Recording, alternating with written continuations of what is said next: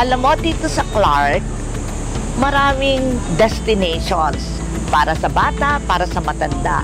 Ang isa dito, ang Dinosaurs Island.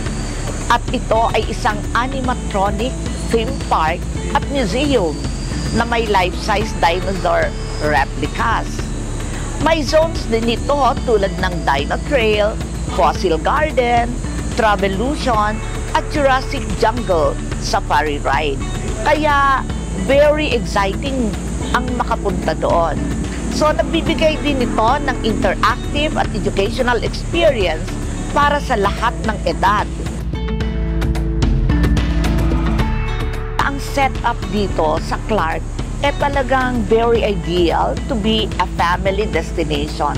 At yan ang aming binigyan ng pahalagaan. Katulad ng parade grounds, meron pa kaming bicentennial park, at itong mga open spaces and parks ang aming tuloy-tuloy na pinapaganda at ginagawang kaaya-aya para sa ating buong pamilya. In fact, kabubukas lang natin ng isang kalye na sinara natin sa gilid ng parade grounds, no, para maging bike park.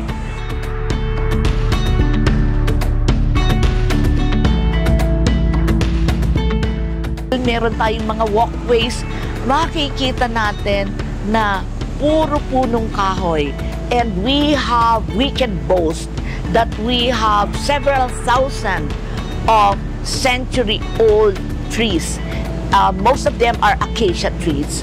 So ito yung mga bagay na hindi natin nakikita sa mga lugar-lugar, kahit sa buong Pilipinas. At ang mga punong kahoy na ito, which we call heritage trees, are actually being taken care of. In fact, we have a program we call Tree Surgery. Ganyan kaalaga ang Clark Development Corporation sa kapaligiran. So talagang lahat ay meron tayong lugar para sa bawat miyembro ng pamilya.